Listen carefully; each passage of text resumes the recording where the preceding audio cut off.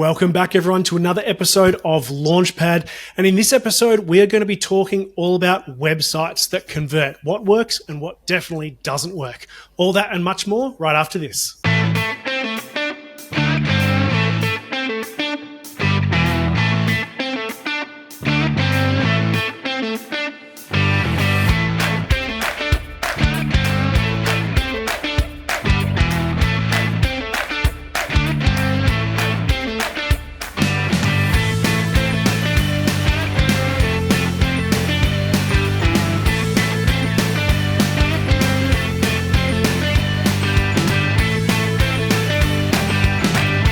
Hey guys, as I said in the introduction, in this episode, we're going to be talking all about websites and how to make them convert.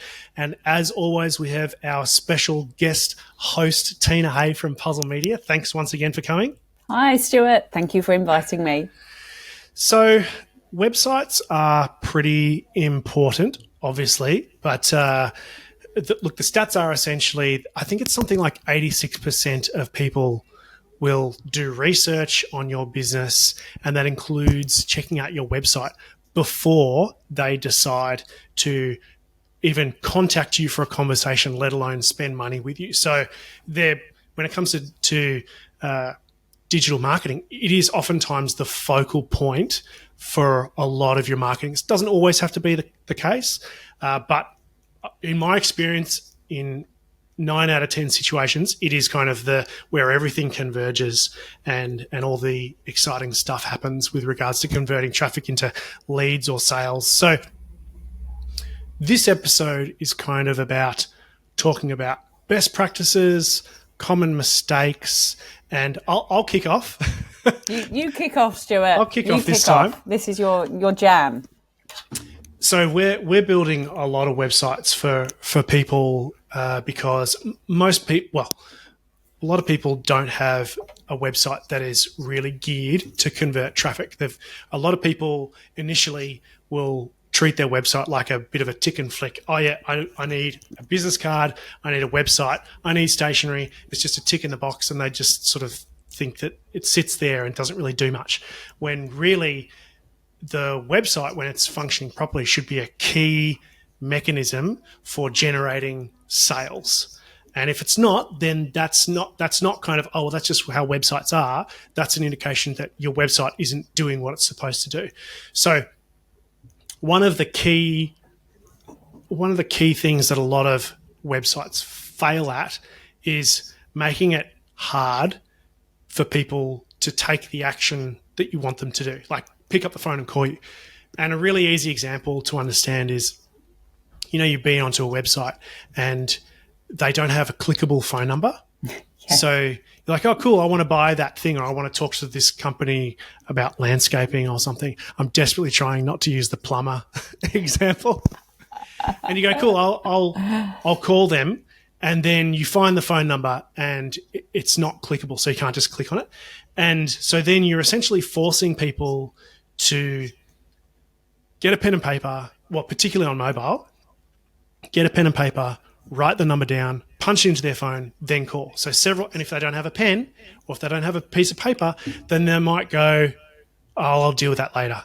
But then they forget. And so there's a high chance that you'll just lose that person because they'll do the Google search again and they may not find your website the second time around. So that's one of the easiest concepts for people to understand in terms of just basic stuff that can help to convert website traffic. Do you encounter stuff like this with your clients? It was actually going to be that was going to be one of my things that I shared. See, I should have let you go first. Just because I think as a consumer, it's frustrating, right? It's frustrating that when you can't find, or even how to actually, let's take it one step even further, rather than the clickable phone numbers, even making it easy for people to contact you. So adding contact us buttons, inquire now, book now, pay now, whatever it is, buttons onto your website, not just once hidden away at the bottom of a page, but several times throughout the page, several times throughout your website, making sure that your contact us is really clear. It is a pet peeve of mine as a consumer when I go onto people's websites and I don't know how to interact or engage with them.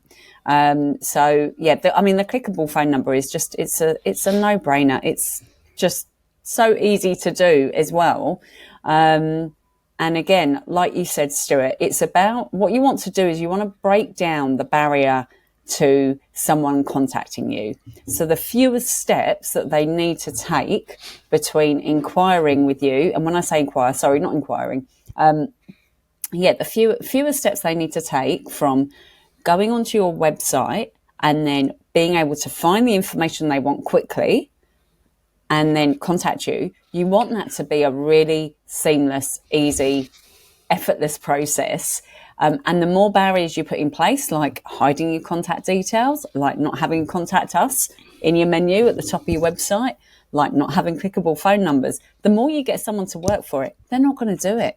They're not going to do it. Like you said, they'll either go back to their Google search and go to the next one down, okay, or they will say, okay, I haven't got a pen and a piece of paper and, I'm not quite sure, I'll go back to it, and they won't come back. They won't come back. So we've got to make this this customer journey from, finding out about you and they're doing their research. We need to make that process really, really quick and just efficient for them to be able to come through to you.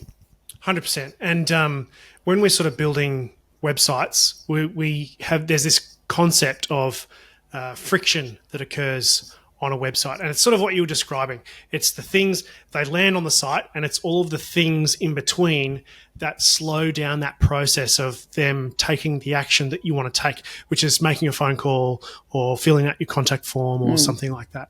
So a lot of people think that, oh, well, my contact details, that should go onto the contact form because that's the structure. That's what the contact form is for. So that's the structure. I understand that logic. However, like you said, from point A, where they land on the site, to point B, where they convert, you want to make that as seamless and slippery as possible. No friction at all. And every time you can reduce a click or a scroll, that's a big deal, and it will make you money because you're just removing opportunities for people to get bored or confused, or for their lunch break to be over and they have to go back to work, or, oh, you know what, I've got to put the kids in the bath, I'll deal with it after, and then they forget and go find someone else. You're reducing opportunities for that kind of thing to happen, essentially. Yeah, absolutely. I'll give you a really good example, actually, of one that I interacted with just yesterday. Went onto a site, wanted to order a small gift for someone, and went onto this website. I'm going to give them a shout out because their products are amazing and they do a good job, and they're not a client of ours. But they, it's Cocoa Chocolate. I don't know, or Cocoa Black, I think they're called. So they do chocolate, I know like really nice chocolate. I used to work for the guy who created that company. Really? Okay. So I used to make lollies in his lolly store when I was in university. Oh my gosh. Yeah. So absolutely. Yeah. Because I think they're based down south, aren't they, somewhere? Yep. So, you go onto their website. It's very easy to find, what do you want? Do you want a box of chocolates? Do you want some of our bestsellers? Do you want a gift hamper? Yep, I want a gift hamper. Okay, great. Then here are the gift hampers, not 1,000 different gift hampers. It's very clear. Do you want this, or this? Yep, very good. I selected one. It was $99. It's quite a lot for chocolate, really, isn't it? But anyway, it was $99. It's worth it. Must be good. And so I add that to cart, and straight away I'm told, if you spend $1 more, you get free shipping. Would you like a gift card for $1? I mean, if that is not just the right, yes, I'll have a gift card for $1 to bump it up to $100. It's very much, would you like fries with that? But it's that they're telling you that there's free shipping available, and I will do anything to pay. I'm happy to pay more and have the free shipping. It's a psychological thing. That's a whole other podcast. But anyway, done, dusted. Within 5 minutes of me sitting down on the sofa last night, and I had this, I've got to do that order. Done. It was done. It was easy. I had an email in my inbox this morning when I got to work saying it's all been shipped, all done. Lovely. So had there been more barriers, that sale would not happen.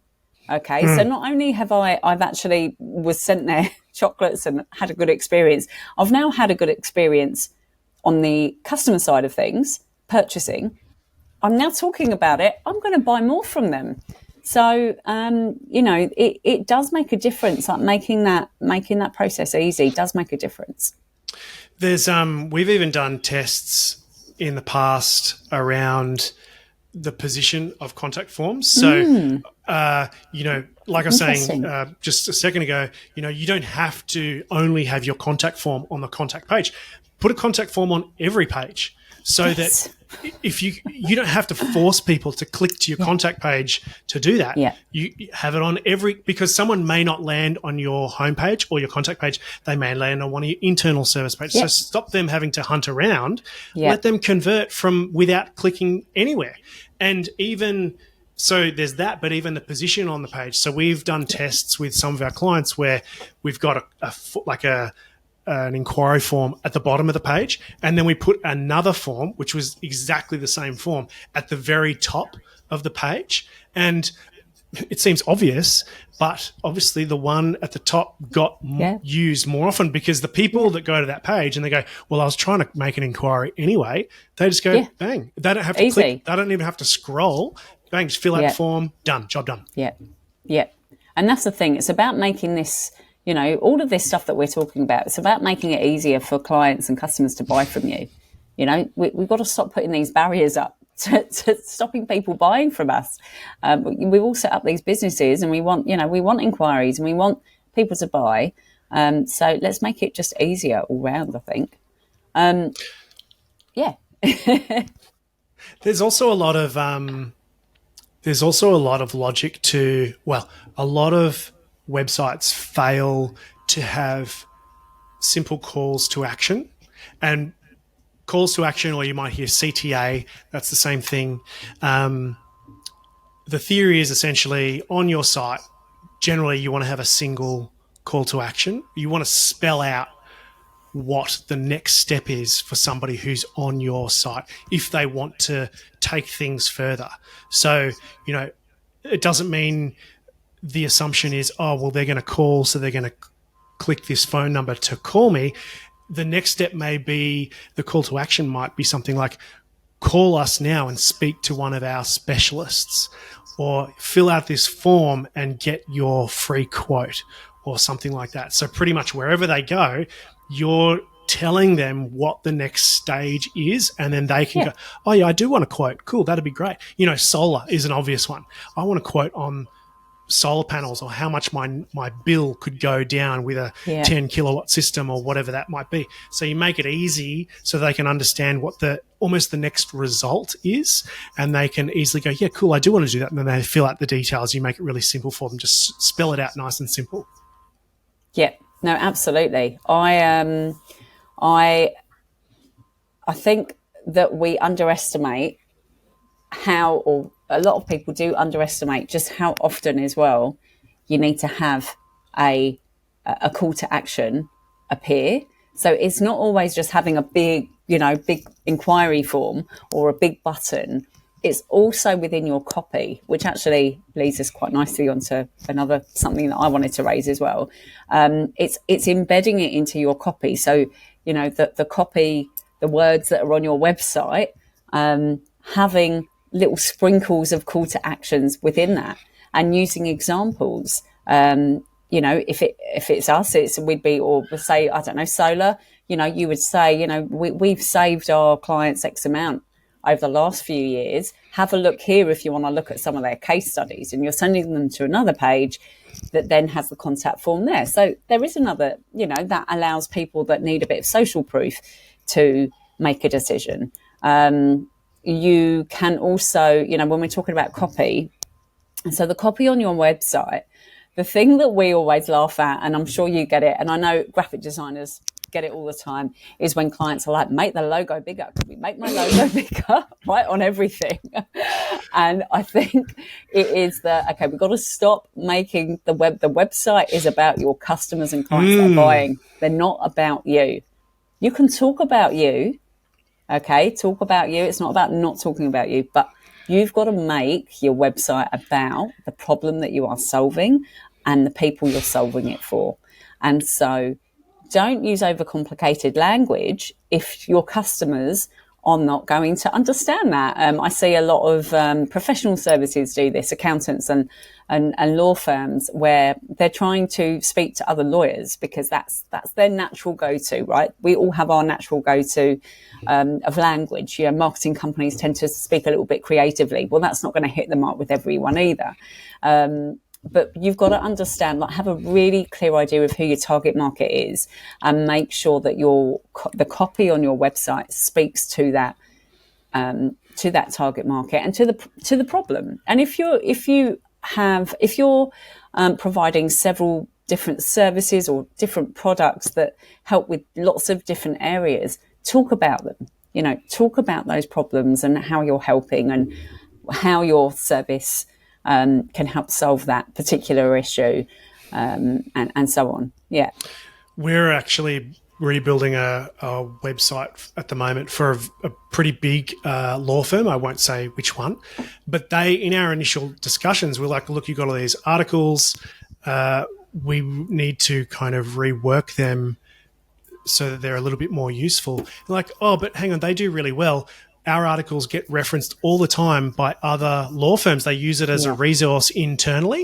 And it's like, who cares? The lawyers aren't paying you. It's the clients. And these articles are geared towards lawyers. The regular public aren't the ones that are interested to read this whatsoever. Yeah. And they're like, oh, yeah, that makes sense. Yeah, that's funny because we've done quite a bit with law firms over the years, and it's always this bone of contention when we're doing the blog posts, the article writing, because it's they very much want to come from a legal standpoint, which I understand, and it is just making them aware that the people reading the articles, if they're reading it at that level, they're going to get scared because they don't understand. And when you confuse people, they're not going to buy. A confused person never becomes a buyer because they're not sure of what you're talking about.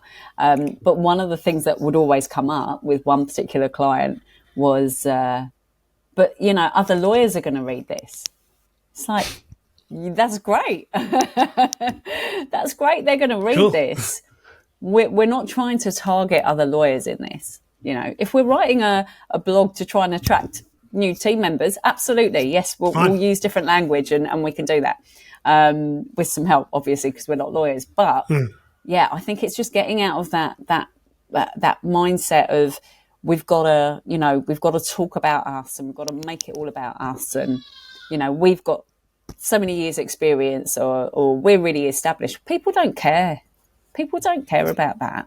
They care about what you stand for as a business, what your values are, what you represent. They want to know that you're going to look after them and do a good job.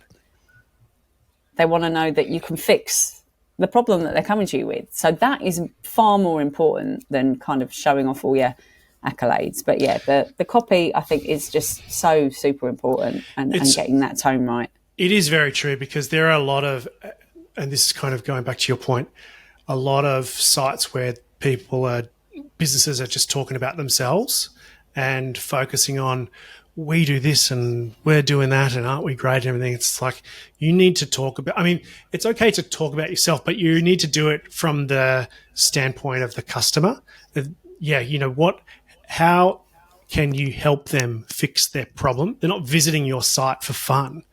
They're visiting your site because they need their garden fixed or their power prices are too high or whatever. There's no point going, we install more panels than anybody else. No. Yeah. Here's how you can get your power costs lower. You know, here's how this can happen. What is that going to look like? Yeah. You know, you need to change the way you're thinking about the copy for sure. That's a really good one. Yeah. What's another one for you? You must have seen some interesting before website, before and after, or had some interesting experiences with that. Yeah, look, we've seen some absolute clangers for sure. I think one of the when we sort of talk about CRO or conversion rate optimization, some of the simplest thing, and kind of touched on it before about forcing people to go to your contact page to find your phone number. Let's put the phone number on every page. And not just that, but when people are on mobile, a really common practice for us is to have what's called a sticky header. So when you scroll, the header main menu stays at the top.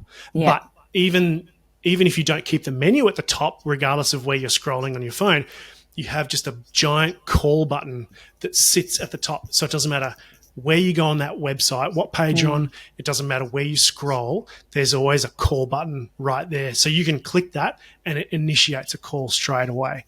Yeah. Because people, particularly on mobile, people are very sensitive to any kind of friction on a site. Yeah. And, because you've got small screen space to play with. Absolutely. The conditions are more difficult to make a site display nicely for a user on a mobile device. So if the most important thing is for people to call you, then you put the damn call button on every page so they cannot get away from it. There's no excuse for them going, oh, I wanted to call them, but I couldn't find it. Yeah. It's always there. It's there. It's not going anywhere. Yeah. And what about e-commerce? I imagine you would do a bit more stuff around the e-commerce space? Yeah, we do a little bit in the e-commerce space and have done over the years. So I think e-commerce, where we have seen issues in the past, is the type of platform that people are using. We had a client recently, but she's getting her website rebuilt at the moment. But they were sold a package on Magento. Now, in Australia, you will struggle to find Magento. I'm not saying they're not out there, but you will struggle to find Magento developers. Yeah. I know this because I spoke to a lot of people. I spoke to you about this one as well, Stuart. I spoke to a lot of people. Now, I've met a lot of agencies over my 13 years who deal with websites, and there was no one that would happily touch Magento. So apparently in the UK, it's more common. And so where it's more common, there are more developers and there are more people that can support it. But I think choosing the right platform for if you are in e-commerce, and not just being sold something, it might sound amazing, but what you've got to do is do the research to find out if you can be supported outside that relationship of the initial build. Okay. Because the problem that you have when you get into custom website builds and specialized website builds like Magento or just customized ones is the support afterwards and the integration into things like Google advertising and Facebook advertising and, Google Merchant Center and all the rest of all of that stuff.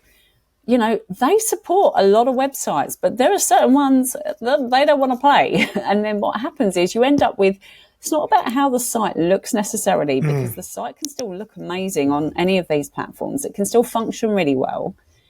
It's more so the marketing and the advertising side of things. And what happens if the relationship you've built with that web person, they might sell that business, okay? And then you're kind of sitting there going, what do I do now? So I think with e-commerce, what I would, we always suggest with e-commerce, we don't build websites. We send them to people like Stuart. But we always will suggest either WordPress with something like WooCommerce or something attached to it, or Shopify.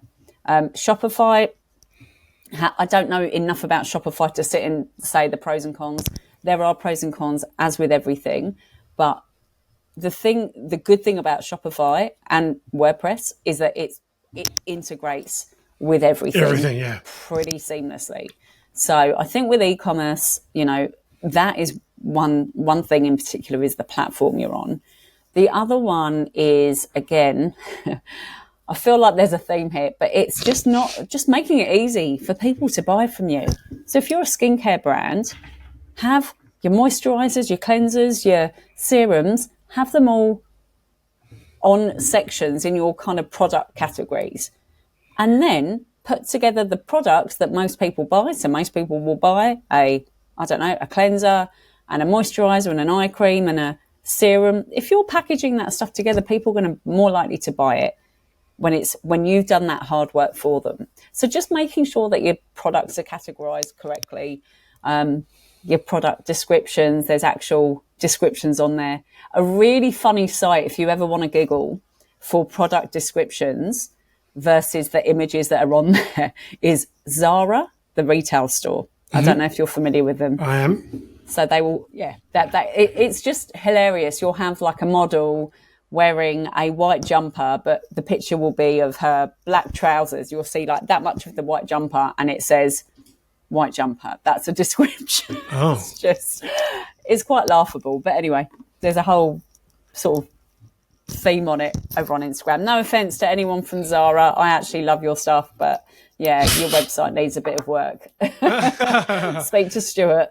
Yeah. Sorry, off on a tangent as I do, but yeah, those are I guess it's the integration into the other platforms is really key when it comes to e-commerce. Yeah, Magento is an interesting one, and I've only been involved in maybe 2 or 3 Magento projects in my entire career, and there were very specific reasons why we were building a project on Magento, really specific use cases like we need to do this in Magento because WordPress we're going to have to really kind of custom do something here.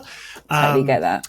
And another project that we're working on right now is about migrating off of Magento. And that's a really interesting project as well because from a marketing standpoint, the way Magento structures its pages in terms of its product pages and things like that is very, very different to the way WooCommerce does it. And if you care about your search engine rankings, that matters a lot. So you sort of think, oh, it's all just going to be the same stuff. It's not. They do things completely differently, and it's like, if you really want this to rank, then it kind of needs to be in WordPress in this scenario. So it is important to get the platform right. And Shopify, like we don't work at all with Shopify, as you know. Shopify is a great option because the barrier to entry is lower from a cost point of view. Absolutely. So it's definitely worth looking at for sure. Yeah. And I think it's like with everything, there's it's doing the research, ask around as well. Don't ever feel silly for asking questions and getting second opinions and, going into Facebook groups and asking for, although, that can be a bit mixed bag sometimes, but, asking people for their thoughts and their opinions on website platforms, speaking to other agencies, even if you've spoken to an agency that you've built a really good relationship with and they're giving you this quote and you just want to speak to someone else, like get in touch with Stuart, get in touch with me. Happy to give you probably not me for website, but, get in touch with someone and just ask the question. I would rather someone ask the question than just go off and, do the wrong thing. At least that way you can get a consensus of expert opinions. Yeah. Because you don't want to, because particularly with e-commerce, you don't want to swap and chop and change platforms every year or two. That's painful. Not at all. It is massively painful. Yeah, it is. What's another one that you kind of anything that you see, any website disasters that you've seen, or any big no-nos or big doo-doos? I think one thing that some sites suffer from is trying to do too much. Particularly with pop-ups and things like that, where we want people to sign up for the newsletter, and so there's like a pop-up on every page, or every time you go, it shows you the pop-up and it doesn't remember that you've clicked the cross button 10 times. I hate pop-ups. Oh man, sorry. Pop-ups can be really good, but they need to be done intelligently. I just hate them. I absolutely hate them. I just think, it's just distracting. I find it so distracting from a consumer perspective. I do understand that they can work in collecting some info, but they've got pop-ups and they work well, but it's always a trade-off. And the worst thing is that they'll have a pop-up for their newsletter and they're not even sending out newsletters. or they're sending newsletters, but the newsletters aren't doing anything. They're not making money out of their newsletters. So it's like, why are we doing this? Yeah. There's got to be, if you're going to make a little bit of a sacrifice in the user experience by showing people pop-ups, there's got to be a payoff on the other side. It's always a balance. Yeah. Definitely. Yeah. Something that I have that I guess it's websites, and it's also more so if you're doing paid advertising, is making sure that if you're offering lots of different services, that the page that you are sending people to talks about the service that you're offering. So, and that might mean having standalone landing pages, but I just know that this has much better conversion rates. So if you're talking about laser clinics in Sydney and someone goes to your website and they see that it's a skin clinic that is in Brisbane, then they're probably not going to inquire with you or book with you. So you can go as kind of detailed as you want, but the general consensus is have on your website as a clear headline what, the main service that you're talking about on that page. So it's really obvious, so whether that's, I don't know, social media management versus social media training, that's two totally different ways that we're going to talk about that content, right? Because with management, it will be people that want to outsource it, and with training, it's people that want to manage it themselves. Yeah, they want to learn. It's two end goals that we're getting to. So we can't talk to that audience in the same way. We have to kind of separate that out a little bit. And this is and this is another scenario of not confusing people, like you were sort of saying before. And well, if you're running ad campaigns, like you're sort of saying, you would see the drop off. Oh, hey. The ads are responding really well. Lots of people like clicking on the ads, and then they get to the page and there's a lot of people bouncing, or they click around and they never convert. Well, if that's the drop off point in the traffic, well, that sort of probably signals that there's an issue once they get to the page. Is it the speed? Is it the content's confusing? Is it just ugly? It's simple. It could be as simple as, is it just ugly? White space is a good thing on a website. It's not a bad thing. Yeah, don't try and do too much. Yeah, definitely. Totally. Well, we're at 32 minutes, so... Well, okay. I don't have anything else apart from good. Trying to make your logos bigger, everyone. We know that you've got beautiful logos. We don't need them bigger. It's a running joke with web design is that the client always wants their logo bigger. And we're actually working with a client now where they're like, hey, look, I still don't think the logo is big enough. And I'm entertaining it for the moment just to see what it looks like. I want to see how big they want their logo to be before they go, yeah, that's perfect. And then depending on how ridiculous it gets, I'm going to, guys... Just FYI, no one cares about your logo. Yeah. That's not why they're here. They already know your company name when they clicked on the ad, or they know what your business is called. It's not important right now. But everybody's pretty proud of their logo. I know. They are. And so you should be. Cool. Well, guys, that is the end of our time here for this episode. I want to thank you guys for tuning in. Hopefully you learned a thing or two about what makes a website convert and what doesn't make a website convert, so you can apply that to your own sites and see some improvement. Make sure you're measuring it so you can actually see the difference that it makes in the numbers. This is not a gut feel thing. So I want to obviously thank Tina from Puzzle Media for coming in as always. Thank you so much. Always a pleasure.